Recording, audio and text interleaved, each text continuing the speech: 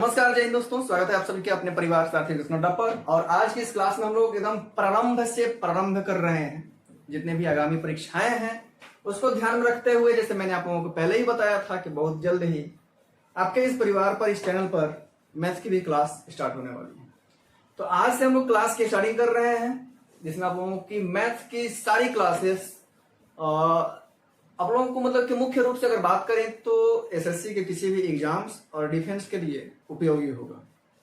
तो चलिए आज हम शुरू करते हैं एकदम प्रारंभ से कि अंक क्या होता है, संख्या क्या होता है, जिसके चैप्टर का नाम क्या है भाई, संख्या पद्धति। क्या नाम है भाई, संख्या पद्धति।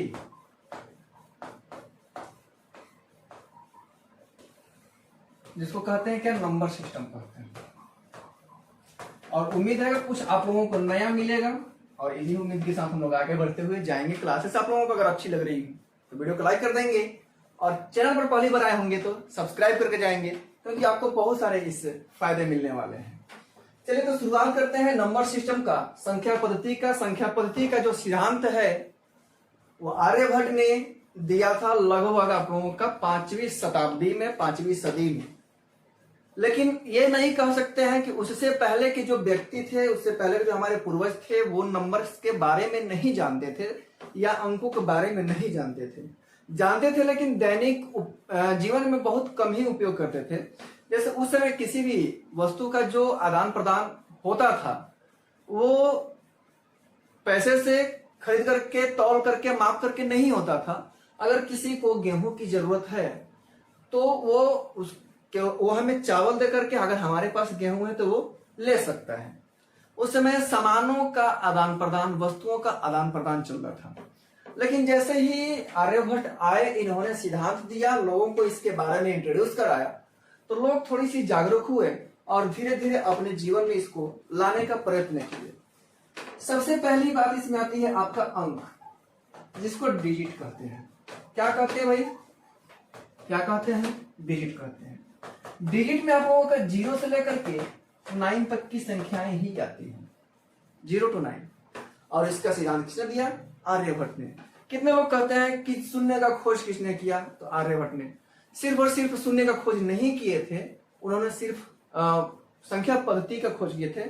और संख्या पद्धति में सबसे पहला पॉइंट क्या आता है भाई, अंक आता है। तो उन्होंने अंक के बारे में ही लोगों को इंट्रोड्यूस कराया था। अंक क्या होता है, संख्या क्या होता है, अंक जो होता है क्या होता है और संख्या क्या होता है, इन दोनों में अंतर है। अंक जो होता है किसी चीज की मात्राओं को दर्शाता है, छोटी चीजों को, किसी चीज की मात्राओं को दर्शाता है।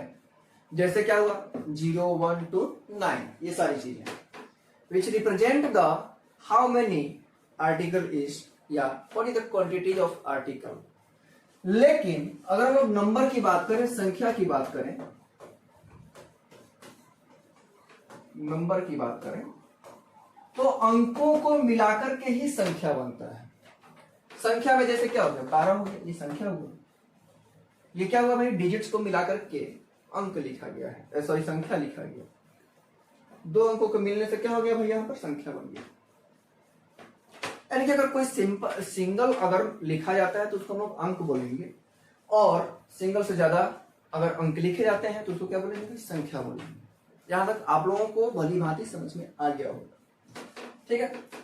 अब यहाँ पर जो संख्या है, ये संख्याएं जो है बहुत प्रकार की होती हैं। बहुत प्रकार के बारे में हम लोग पढ़ेंगे, कितने प्रकार के होते हैं।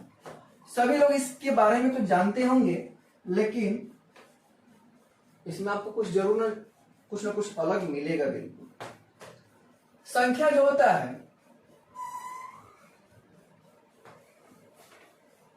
इसके भी एक रूट होते हैं कि भाई ये किस प्रकार से आता है, ठीक है।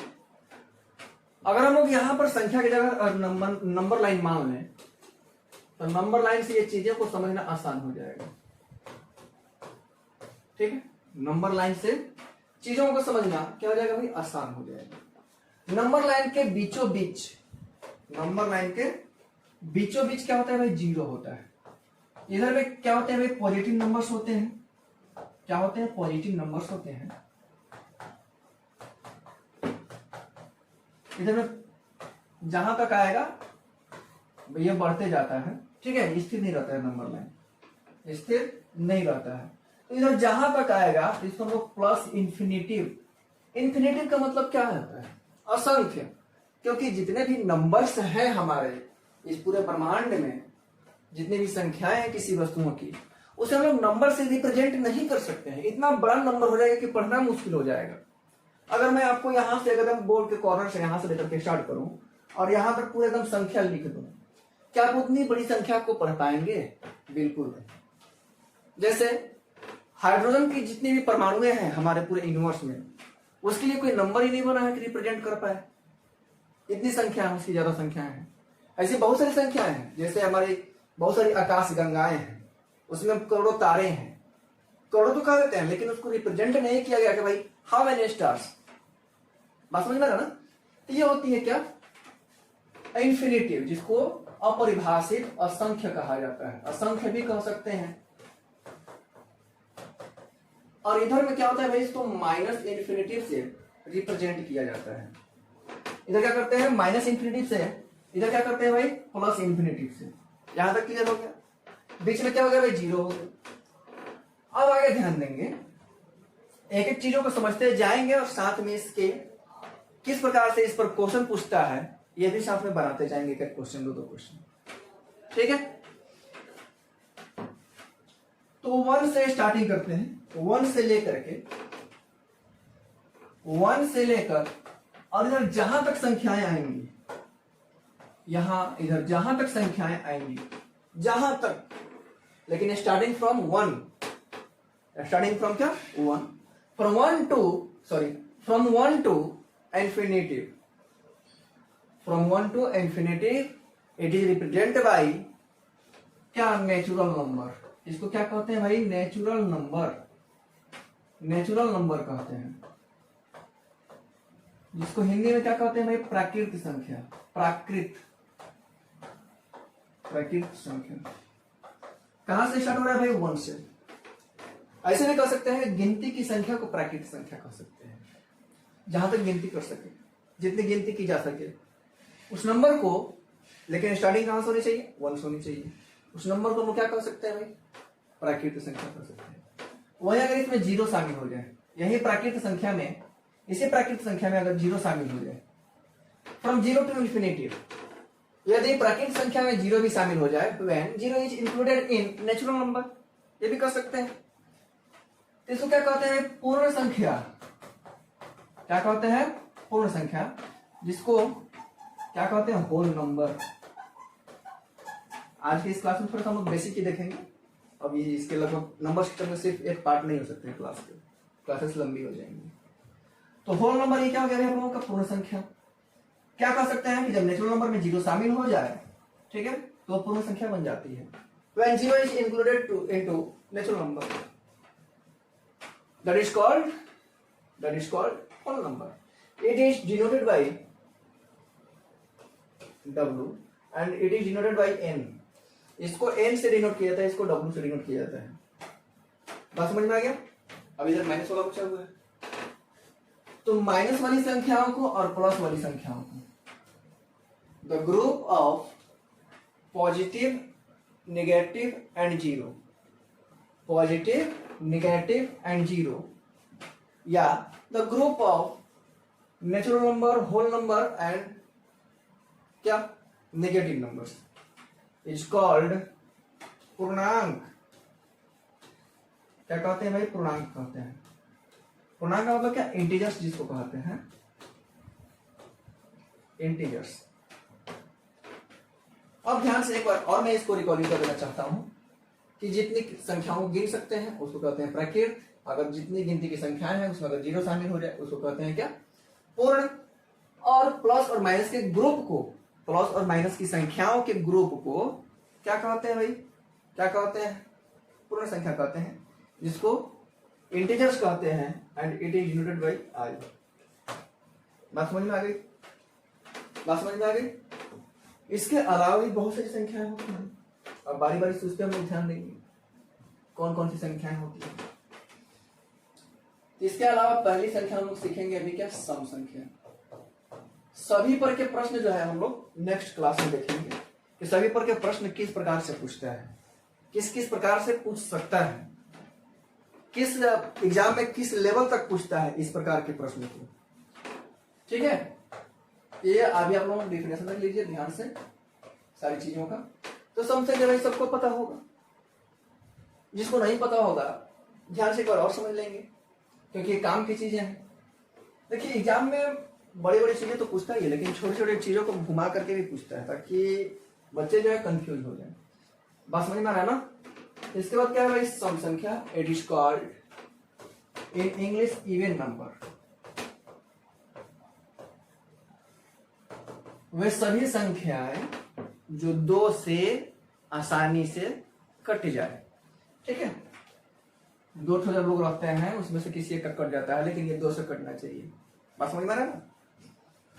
तो कह सकते हैं कि डिवाइडेड बाई या डिविजिबल बाई 2। आप लोगों को एकदम शुरुआत से सीखने को मिलेगा, और किस लेवल तक जाएगा आप लोग ध्यान से देखते रहिएगा। डिविजिबल बाई 2 मतलब कि वे सभी संख्याएं जो 2 से कट जाए वो क्या हो जाएंगी भाई, क्या हो जाएंगी, सम संख्या। अगर एग्जाम्पल के तौर पे देखें 16, 24, 8, 12, 56, बहुत सारी संख्याएं हैं। ठीक है, जो कि 2 से डिविजिबल हो जाए, इसको क्या कह सकते हैं भाई, विषम। इस पर का प्रश्न भी पूछता है, विषम संख्याएं। विषम संख्याएं जस्ट इसका उल्टा हो जाएगा, नॉट लग जाएगा, नॉट डिविजिबल बाई 2। वे सभी संख्याएं जो 2 से नहीं कट सकती है, जो 2 से विभाज्य नहीं हो सकती है, उसको क्या कहते हैं भाई, विषम संख्या कहते हैं। क्या कहते हैं, विषम संख्या कहते हैं। एग्जाम्पल के तौर पर लीजिए 5, 9, 13, 11, 3, ये सभी जो है 2 से नहीं कट रही है। 15, 17, 21, ये सभी क्या है, जो कि 2 से नहीं कट रही है। बात समझ में आ रहा है, बात समझ में आ रहा है। अगला देखेंगे हम लोग अभाज्य संख्या।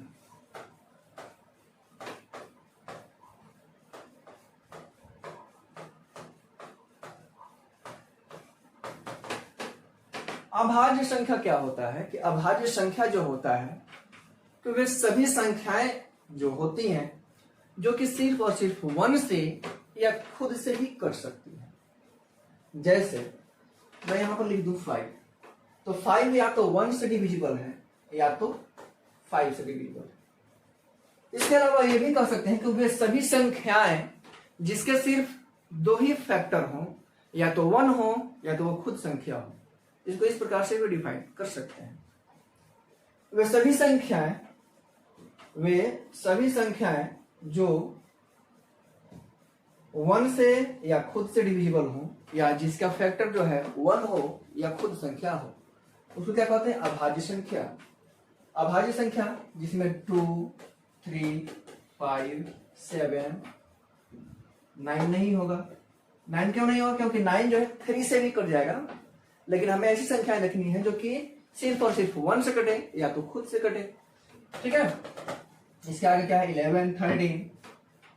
अब इस पर क्वेश्चन क्या पूछता है, क्वेश्चन एग्जाम में पूछ देता है कि 1 से 100 तक की गिनती में, in the counting of 1 to 100 how many prime numbers. बात समझ में आ रहा है ना, यानी कि 1 से 100 तक की गिनती में कितनी प्राइम नंबर्स हैं, कितनी अभाज्य संख्याएं हैं। तो ध्यान रखने वाली यहाँ पर ये बातें हैं कि 1 से लेकर के 100 तक की संख्याओं में, 100 तक की गिनती में टोटल प्राइम नंबर्स की संख्याएं कितनी है, 25 है। जिसमें 1 से 50 तक के काउंटिंग में 15 संख्याएं आती हैं, और 51 से लेकर के 100 तक के बीच में 10 आती हैं। जिसकी टोटल संख्याएं कितनी हो जाएंगी भी, 25 हो जाएंगी। जिसकी टोटल संख्याएं कितनी हो जाएंगी, 25 हो जाएंगी। बात समझ आ रहा है।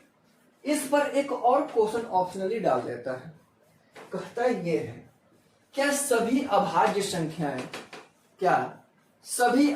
संख्याएं विषम संख्या होती हैं? विषम का मतलब समझ ही गए आप लोग, जो 2 से न कटे। तो ये दिमाग में कभी मत भूलिएगा कि जहां पर सभी लगाया होगा तो वहां पर गलत हो जाएगा। बात समझ में? क्योंकि इसमें एक ऐसी संख्या है जो कि सम है, सभी विषम नहीं है, सभी विषम नहीं है। बात समझ आ रहा है? सभी विषम नहीं है। इसमें 2 ऐसा एक नंबर है जो कि सम है। तो क्वेश्चन ये पूछ लेता है कि क्या सभी संख्याएं, क्या सभी अभाज्य संख्याएं विषम संख्याएं होती हैं? क्या बोलेंगे? बिल्कुल नहीं, क्योंकि 2 जो है ये सम संख्या है। इस पर के प्रश्न भी आगे पढ़ेंगे। इसके सम पूछते हैं, इसका एवरेज पूछता है। बात समझ में? इसके बाद हम लोग देखेंगे प्राइम नंबर को। देख लीजिए, इसको प्राइम नंबर इंग्लिश में कहा जाता है प्राइम। अब नंबर लगा लीजिएगा, मिनिस्टर मत लगा दीजिएगा, क्योंकि 2 करोड़ जो है रोजगार नहीं मिलने वाला है हर साल, लगाने का नहीं कोई फायदा है नहीं। बात समझ में आ रहा है ना? चलो आगे देखो, अगला क्या होता है भाई? सह अभाज्य। सह अभाज्य को प्राइम।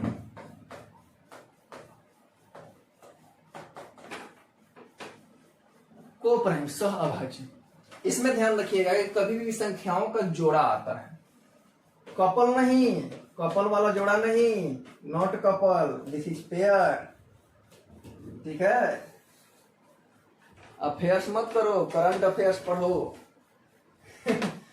चलो, तो इसमें संख्याएं जो होती है ना वो जोड़ा के रूप में आती है, मतलब 2-2 संख्याएं आती हैं। और जब 2-2 संख्याएं आती हैं तो उनका HCF शुड बी ऑलवेज 1, और उसका HCF जिसका भी 1 आएगा वही सह अभाज्य संख्या में आएंगे, नहीं तो नहीं आएंगे। जैसे मान लो कि हमने यहाँ पर लिख दिया 12 और 13, इन दोनों का जोड़ा। अगर आप इसका HCF फाइंड करेंगे तो क्या आएगा? 1 आएगा। ये सह अभाज्य है। 17 और 19 ये दोनों सह अभाज्य है, लेकिन 15 और 20 कर दिए तो ये दोनों सह अभाज्य नहीं है, क्योंकि इसका HCF क्या आ जाएगा भाई? 5 आ जाएगा। इसका HCF कितना आ जाएगा भाई? 5 आ जाएगा। बात समझ में आ रहा है? इसका HCF कितना आ जाएगा भाई? 5 हो जाएगा। तो ऐसी 2 संख्याओं का समूह, ऐसी 2 संख्याओं का जोड़ा जिसका HCF हमेशा 1 हो, वही अभाज्य संख्या में आती है। बात समझ में आ गया? बात समझ में आ गया पूरी तरह से? चलिए, तो बस आज के क्लास में जो है हम लोग इतनी ही चीजें सीखेंगे। हम लोग धीरे धीरे करके क्लास को बड़ा करते जाएंगे। बाकी अगर आप लोगों को क्लासेस अच्छी लग रही हो तो बताने की जरूरत है ही नहीं, क्योंकि आप लोग नेता है नहीं, क्योंकि नेता आधा काम करते हैं और आप पूरा काम करके जाएंगे, मुझे उम्मीद है। चलिए, तो फिर मिलते हैं आप लोगों से अगले क्लास में, और अगले क्लास में हम लोग देखेंगे इन पर के सारे प्रश्न किस प्रकार से पूछते हैं। और अभी कुछ संख्याएं जैसे परिमेय संख्या, अपरिमेय संख्या, काल्पनिक संख्या, वास्तविक संख्या बचा हुआ है, तो नेक्स्ट क्लास में कवर अप कर लेंगे। तो फिर मिलते हैं आप लोगों से नेक्स्ट क्लास में, तब तक के लिए जय हिंद।